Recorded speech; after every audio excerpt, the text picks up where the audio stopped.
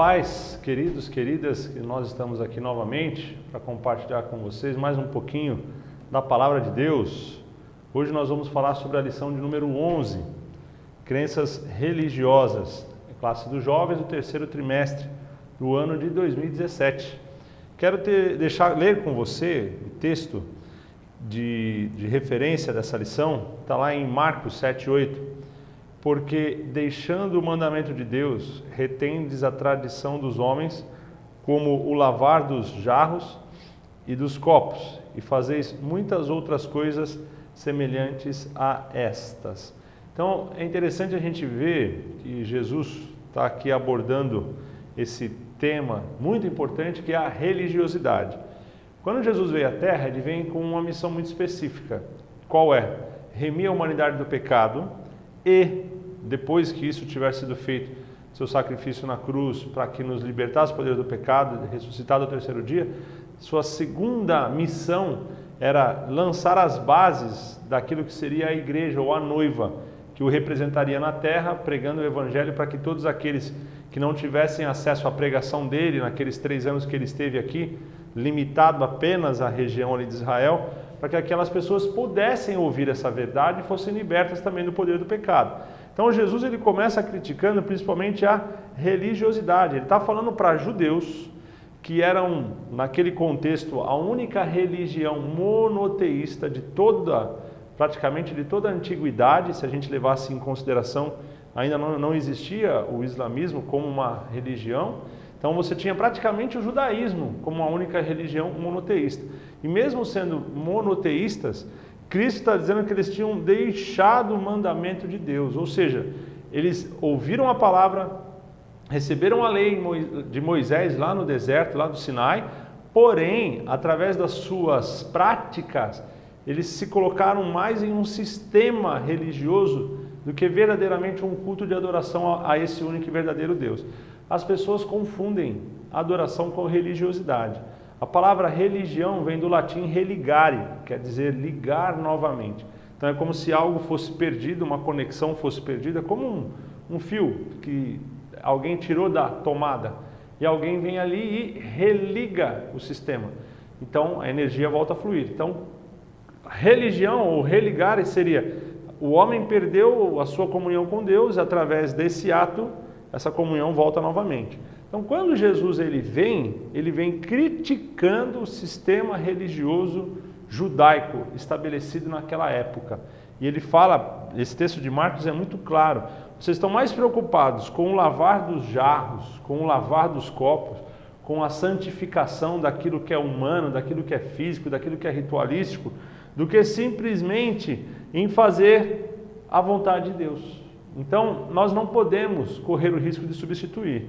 E o que acontece hoje? Nós temos visto, o cristianismo se estabeleceu como religião já na antiguidade, eles foram perseguidos, foram massacrados, quando o Império Romano estava praticamente sendo implodido por dentro, o Império Romano estava ruindo, Constantino ele decide trazer os cristãos para dentro do Império, trazer a igreja para dentro do Império, transformando a religião cristã como a religião oficial do Império. Dali surgiu a Igreja Católica Apostólica Romana, porque sua base é o Império Romano, e aquela igreja passa a ser então o novo Império Romano. Então onde a igreja estava, o Império estava também. Então você tem Constantino como imperador recebendo o título de Papa. Então o Papa passa a ser o imperador ou o governante. Ou seja, o Império Romano se transformou em uma religião, vou usar essa expressão. E ali ele consegue, através da fé, através de outros valores, fazendo aliança com reis. Então, já que o meu império está ruindo, então eu vou fazer o seguinte, eu vou ter influência de poder sobre esses reis, já que militarmente eu não consigo me defender deles. Então, na Europa e em todas as regiões onde o Império Romano estava, você vai ver a Igreja Católica Apostólica Romana surgindo. Depois nós temos as navegações que trouxeram a Igreja Católica para as Américas, para as Índias, enfim, estabelecendo-se no mundo inteiro. E é lógico, falando só um pouquinho sobre a história da igreja, você vai ver depois o movimento da Reforma Protestante, onde principalmente Lutero, que foi o primeiro a pregar as 96 teses ali na porta da igreja contra o sistema religioso, agora católico estabelecido, e outros que vieram depois, nós temos o que? O protestantismo. Só, qual que é o grande problema? A gente está falando já praticamente de Lutero, 500 anos. Né? Então, nesses 500 anos, posso dizer que a nossa reforma está começando a ficar meio enferma. Nós temos hoje já dentro das igrejas evangélicas protestantes certos rituais religiosos onde se dá mais a importância à religiosidade do que à fé e adoração a Deus. E um dos males que tem afetado as igrejas de hoje em dia é principalmente a questão com a pregação ou a necessidade de você atender uma grande carência das pessoas, que é suprir a necessidade financeira. Né? Então a gente vê hoje a pregação muito mais voltada para a prosperidade, para entregar conforto físico, conforto financeiro para aqueles que são fiéis, do que simplesmente libertar as pessoas do poder do pecado e fazer elas entenderem que elas precisam se voltar a Deus. Então nós vemos hoje uma igreja muito preocupada, né? Uma igreja utilitarista, muito preocupada com o resultado financeiro, muito preocupada com números. Então, quantos crentes eu tenho, quantas pessoas se batizaram nesse ano, quantas pessoas fazem parte agora do hall, qual que é a arrecadação da igreja, igreja em que pastores têm metas para poder arrecadar e entregar, né, para as suas diretorias. Então, igrejas muito fundamentadas apenas nas campanhas, porque as pessoas estão buscando isso. Então, é uma estratégia, posso dizer até que maligna, satânica. Já que eu não posso negar o Evangelho de Cristo, o que eu vou fazer? Eu vou deturpar esse Evangelho. Então, eu vou começar a dizer que Jesus, ele vai oferecer para as pessoas conforto, tranquilidade financeira, prazer, uma vez que você o aceite. Então, se você aceita esse Jesus e começa a seguir algumas práticas aqui, alguns dogmas, naturalmente você vai ter a prosperidade que você tanto quer. Gente, nós somos passageiros aqui nessa terra. Não tem prosperidade nenhuma para você aqui. Jesus falou, não põe o teu coração aonde a traça e a ferrugem podem destruir. Põe o teu coração, lá no espiritual, naquilo que é divino, aonde a traça e a ferrugem não consomem. Então nós somos passageiros e não moradores. Nós estamos passando por aqui numa caminhada. Nós não podemos nos estabelecer aqui. Então hoje nós temos visto a igreja muito mais voltada para a adoração até mesmo a Mamon, ao Deus do dinheiro, ao Deus do poder, do que ao próprio Deus. E isso tem enfermado a igreja de uma forma muito grande. Uma vez que o evangelho verdadeiro deixa de ser pregado na cruz, o poder deste evangelho deixa de se manifestar na vida das pessoas. Então nós temos visto hoje as pessoas não desfrutando mais desse poder. E o que nós temos visto? O sincretismo religioso, principalmente no meio da juventude. Nós temos visto várias culturas, até mesmo religiosas ou outras práticas religiosas, ou mesmo culturas que a gente pode chamar de mundanas, porque eles fazem parte do mundo, sendo absorvida pela igreja. Então, a igreja, ela tem sim que absorver o mundo e transformar o mundo em igreja. A igreja não pode ser absorvida pelo mundo e ser transformada de igreja em mundo.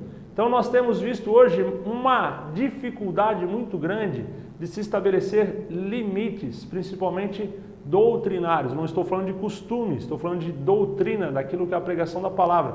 Estabelecer limite para a juventude, estabelecer limite para as famílias, dizer, isso nós não fazemos, essa prática nós não combinamos, essa prática nós não concordamos. Então existe uma permissividade hoje muito grande no meio da igreja, onde as pessoas não sabem dizer não, as pessoas têm medo do rótulo quadrado.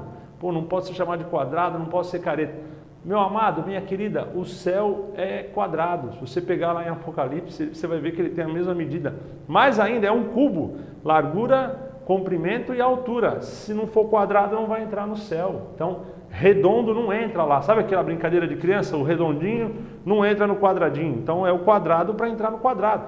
Então, nós precisamos, sim, como diz Paulo, estando no meio dos gregos, me fiz de grego para ganhar os gregos, e não para ser ganho pelos gregos. Então hoje nós temos visto as pessoas deixando os bons costumes, deixando a doutrina, deixando a pregação e começando a viver em práticas religiosas, e elas estabelecem aquilo como vontade de Deus. Não é. É mais fácil eu me preocupar com alguma forma do que ter que me preocupar com a essência. Porque a forma, só de você olhar, você bate o olho e você identifica. Aquilo ali está torto. Quando a gente fala de essência, tem que ter experimentação. E o grande problema hoje que nós temos visto é exatamente isso. O sincretismo religioso tem entrado. A gente tem visto, por exemplo, igreja que tem incorporado práticas, até mesmo de origem, vou dizer assim, satânicas mesmo. Então você tem ali água atrás em cima de televisão para ser orado, sal grosso, e isso e aquilo. Ou seja, você está transformando a tua fé em Deus em objetos de adoração. Quase parecido com o que era feito lá atrás, quando se vendiam as indulgências, pedaços de cruz, pedaço de osso, e quem comprasse aquilo ali teria uma bênção, seria abençoado. Eu já ouvi isso. E a reforma protestante veio para combater isso. E hoje nós temos visto esse tipo de comportamento acontecendo no nosso meio. Então nós estamos deixando simplesmente de ter uma fé verdadeira em um Deus sobrenatural e querendo símbolos de fé. Então a questão da cruz, ela é um símbolo cristão, até mesmo hoje da modernidade. Aquilo que a Bíblia chama de maldição, Jesus se fez maldito por nós. Tem pessoas usando como simplesmente até um amuleto. Estão dando poder a determinadas coisas. Então estou numa campanha e naquela campanha eu vou receber ali um menorá, e aí com aquele menorá na minha casa eu vou ser abençoado. Eu tenho agora a campanha da arca, e se eu tiver aquela arca também, botar minha fé naquela arca, eu vou ser abençoado. Lembra de Hofni e Finéias, os filhos de Eli? Eles decidiram entrar numa guerra contra os filisteus, e fora da vontade de Deus, eles fizeram o quê? Pegaram a arca e levaram para o campo de batalha, achando que tendo a arca, eles seriam vitoriosos. Não era a arca quem dava a vitória, era o Deus da arca, que se manifestava na arca, que quando adorado em sinceridade, recebendo adoração, dava a vitória. Eles levaram a arca, foram mortos, derrotados, humilhados, a arca foi tirada. Só que Deus não se deixa escarnecer. E olha que interessante, lá no templo de Dagon, quando colocaram a arca diante de Dagon, na madrugada a estátua cai e se prostra. Eles arrumam de novo, depois a estátua cai de novo, sem as mãos e sem a cabeça. Então Deus está dizendo, fora outras pragas que Deus estabeleceu ali, depois você vai ler na tua Bíblia e você vai entender. Então Deus está dizendo que não era o objeto que tinha poder, era Ele o dono de toda a honra, de toda a glória e todo o poder. Então nós estamos substituindo as coisas. Então as pessoas acreditam que se ela ouvir a palavra de um determinado pastor, ela vai ser abençoada. Se ela fizer uma determinada campanha, ela vai ser abençoada. Estão transferindo a fé para objetos e também para pessoas. E não é isso que a Bíblia ensina. A Bíblia ensina que nós devemos colocar a nossa fé única e verdadeiramente em Cristo, no nosso Salvador. E quando a gente olha, por exemplo, alguns números daquilo que a história nos mostra, e eu vou falar um pouquinho aqui do crescimento evangélico nos últimos 500 anos, nos últimos 20 anos. Se eu falar do século XX para o século XXI, por exemplo, no nosso país, na década de 80, nós tínhamos mais ou menos 6% dos brasileiros declarados evangélicos. Já na década de 90, esse número chega a 9%. Aí quando você chega nos anos 2000, 15%. E no último censo, em 2010, 22%.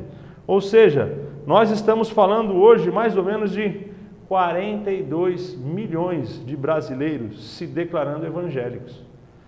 Quando a gente ouve isso, a gente pensa, com esse número, a nossa nação deveria estar totalmente transformada, mas não está acontecendo, porque as pessoas estão se convertendo a uma prática religiosa sem uma mudança verdadeira de vida.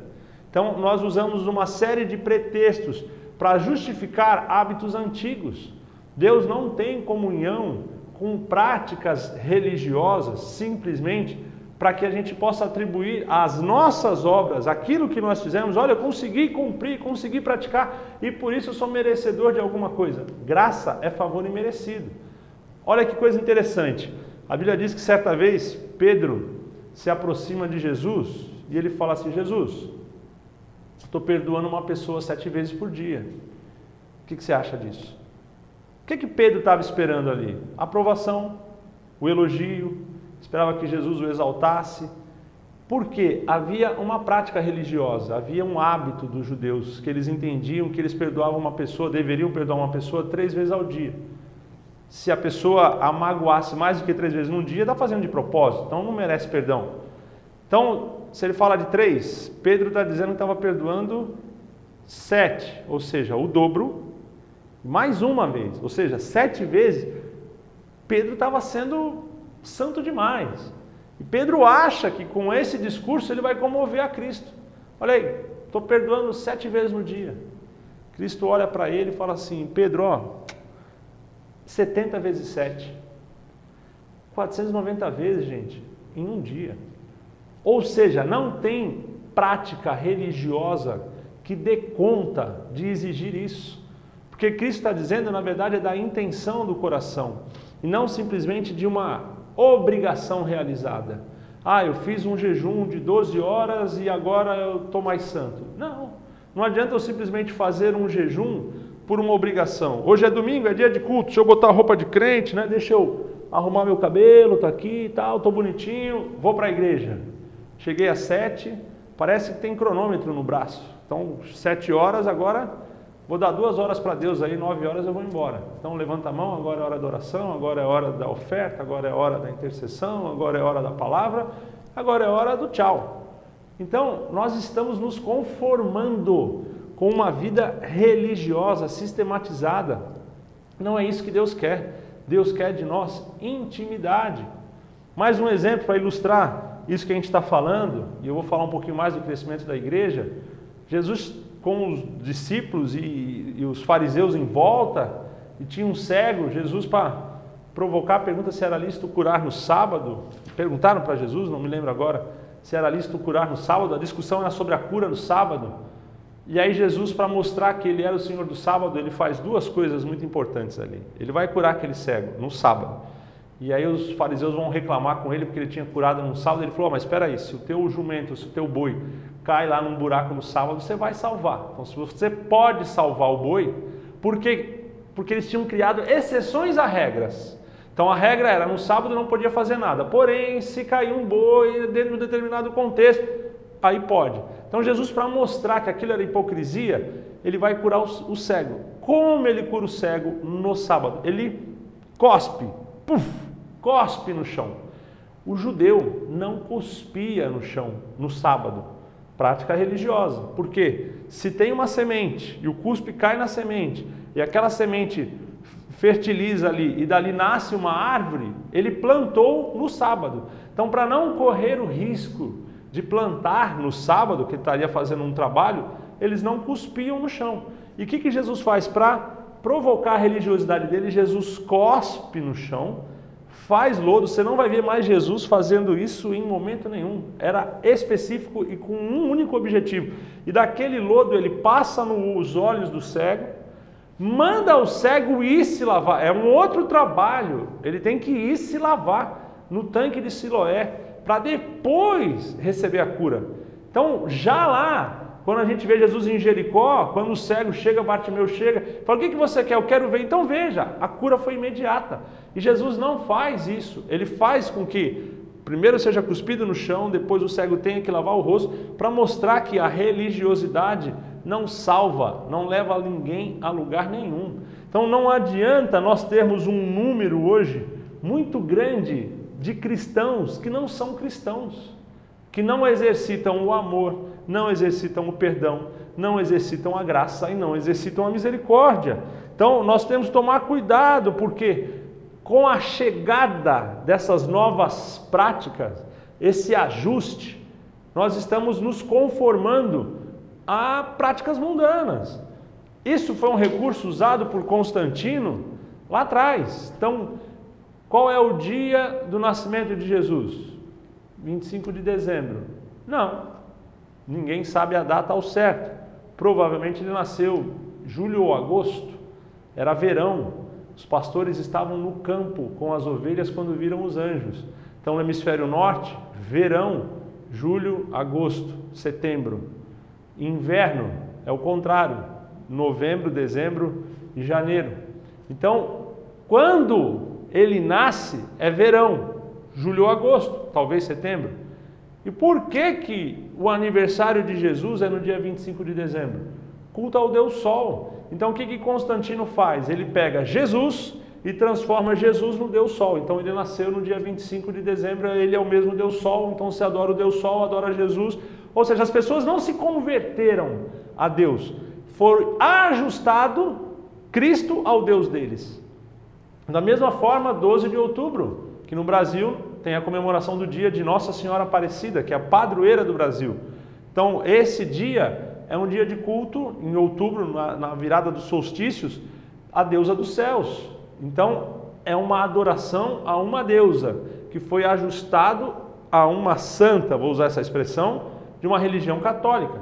E se você vai, por exemplo, hoje, dentro da Umbanda, para cada deus africano, você tem correspondentemente um santo católico. Para cada dia do ano, você tem um santo católico, ou seja, as pessoas não precisam mais orar a Deus. Se eu nasci no dia 28 de agosto e naquele dia, o padroeiro daquele dia é São Filipe, eu vou rezar para São Filipe. Então nós temos visto coisas não tão confrontantes quanto essas entrando no nosso meio, e é onde a gente precisa tomar cuidado, porque o cristianismo pregado por Jesus é totalmente diferente disso. E tem um texto que eu vou ler com você, que está aqui em Gálatas. Eu já estou encerrando essa nossa meditação. Essa aula ela não é tão voltada a textos bíblicos, é mais a reflexão. Vocês precisam refletir, nós precisamos refletir sobre a nossa fé. Então não tenho muitas citações para fazer aqui. Mas em Gálatas 3, Paulo, escrevendo, ele é bem duro. Ele diz o seguinte: ó insensatos Gálatas, quem vos fascinou, hipnotizou, quem vos fascinou para não obedecerdes à verdade? A vós, perante os olhos de quem Jesus Cristo foi já representado como crucificado? Só quisera saber isso de vós: recebestes o Espírito pelas obras da lei ou pela pregação da fé? Sois vós tão insensatos que, tendo começado pelo Espírito, acabeis agora pela carne? Então havia os judaizantes, ou haviam judeus que tinham saído de Jerusalém, não podiam mais adorar a Deus, Jeová, lá, porque o templo tinha sido destruído pelos romanos. Então eles começaram a ir nos seus compatriotas judeus, que alguns já cristãos, junto com os gentios, adorando a Deus, e eles começam a tentar, dentro agora daquela igreja cristã, estabelecer as práticas do judaísmo como religião, como lavar as mãos, como guardar o sábado e uma série de outras práticas que Paulo vai dizer: mas espera aí, vocês estão perdendo o juízo. Vocês perceberam que a salvação veio de Cristo crucificado e não por nenhuma obra da lei. Vocês receberam o Espírito. Agora vocês começaram no Espírito e vão deixar isso para ir para a carne? A gente vê hoje algo muito complicado, principalmente no meio da juventude, e alguns líderes têm muito cuidado de tocar nesse assunto, com medo de magoar, com medo de mandar embora, com medo de dispersar. Eu vivi essa geração evangélica na minha adolescência, lá dos anos 80. Eu tenho 42 anos, eu nasci em 75. Então eu vivi os anos 80, os anos 90 como adolescente. Vou dizer uma coisa para você, era muito severo você ser crente. Você tinha que ser crente, porque você era diferente de todo mundo. Não só pela tua fé, mas também pelas tuas práticas. Por muitas das vezes eu fui ridicularizado. Só que aí eu cresci. Olha só, eu, igreja, cresci. Entendi que aquilo ali eram excessos. E aí eu saio dos excessos e vou o quê? Para a liberalidade total. Então você sai de um extremo para outro extremo. Então eu sei o que era ser adolescente, onde jogar bola era pecado, onde ir no cinema era pecado, onde ver televisão era pecado. Hoje está tudo isso num aparelho de celular. Se você quiser no celular, você joga bola, você assiste TV, você vê cinema. Então entendeu-se que não era o ambiente, mas a forma com que a pessoa se relacionava naquele ambiente. Então, aquilo que era proibido ficou lícito. Só que essa licitude está fazendo mal, porque as pessoas estão perdendo uma coisa importante que é o tempo. Então elas dedicam horas, dedicam a vida inteira. Nós vemos hoje pessoas que estão escravizadas pelas redes sociais, elas não conseguem passar um dia sem olhar 2, 3 vezes, não importa qual seja elas. E além de outras práticas. Então, vou aqui 5 minutos rapidamente falar um pouco sobre isso e eu já estou encerrando. Você tinha, por exemplo, não pode beber. Não, irmão, beber pode, não pode ficar bêbado. Peraí, pode ou não pode? Não, porque o vinho da ceia era alcoólico, o vinho da ceia não era alcoólico. Então, as pessoas começam a justificar práticas. Qual o propósito de você beber? Você vai beber para quê? Se você beber e aquilo vai fazer mal para você, vai alterar sua consciência, o que você ganha com isso? A Bíblia fala lá em Provérbios qual que é o destino da bebida. Você já leu lá? Se eu não me engano é Provérbios 31, ela fala, olha, a bebida deixa para aqueles fracos de coração que já estão, condenados na vida. Você que é rei, ela fala para o filho, não beba, porque você não sabe o dia que você vai ter que tomar uma decisão. Então como é que eu vou estar me embriagando para encontrar prazer, para encontrar alegria e de repente eu preciso passar uma situação qualquer de aflição ou numa necessidade que eu tenho que tomar uma decisão, eu não consigo nem mesmo controlar minha maneira de andar. Então eu não bebo, não porque é proibido, mas porque me faz mal. É a consciência transformada. É o que Paulo fala do comer carne. Então, o comer carne não era pecaminoso, mas a carne que os gentios comiam, toda aquela carne era consagrada a deuses gentios, a deuses mundanos. Então, quando ele ia comprar aquela carne já foi consagrada. Então, Paulo está dizendo, se a tua consciência não te condena, come carne. Mas se o comer carne escandaliza o teu irmão que não tem a tua consciência, não coma. Agora, se na hora de comer carne você tem dúvida, não coma, porque onde está a dúvida há um pecado. Então nós estamos perdendo o espírito da lei e queremos apenas que as pessoas não nos digam o que pode e o que não pode. Então, jovens, entenda qual o propósito. Qual o propósito de eu beber? Qual o propósito de eu fumar? Que satisfação eu vou ter com isso? Nenhuma. Então você não vai encontrar na Bíblia, é proibido fumar. As pessoas parecem que precisam, se não está escrito na Bíblia é proibido, aí eu posso fazer. Se está escrito na Bíblia é proibido, eu não posso fazer. A Bíblia fala da gente não ter relação sexual antes do casamento. É proibido e tem um propósito, porque o casamento está unindo almas e está unindo para a eternidade. Então, através da relação sexual, a intimidade está unindo a tua alma com uma outra alma que de repente não vai ser a tua esposa. E aí? Aquilo vai machucar a tua alma e vai machucar a alma daquela pessoa. Por isso o propósito. Não faça. Então nós precisamos entender. Isso a gente aplica a tatuagens e tantas outras coisas que as pessoas estão transformando em práticas, buscando o eu, o hedonismo, o meu prazer, a minha vontade. E nós estamos nos esquecendo de nos preocupar com a necessidade do outro. Quando você tem um cristianismo onde o outro não está na tua frente, está tudo errado. Se eu não consigo ver o outro na minha frente, eu só consigo ver a mim mesmo, não estou olhando para Cristo, eu estou olhando para um espelho. Então Cristo quer que você que é jovem, eu estou falando diretamente com você que é jovem, reflita sobre isso. Mude a tua atitude, sabe por quê? A igreja do futuro é você. E se você não começar a fazer a diferença hoje, daqui a 20 anos, nós não vamos fazer mais diferença nenhuma, tá bom? Espero que essa palavra possa entrar no teu coração e que Deus possa ministrar verdadeiramente a você. Agradeço a oportunidade, que bom que você ficou comigo aqui por quase meia hora. Deus te abençoe, até mais.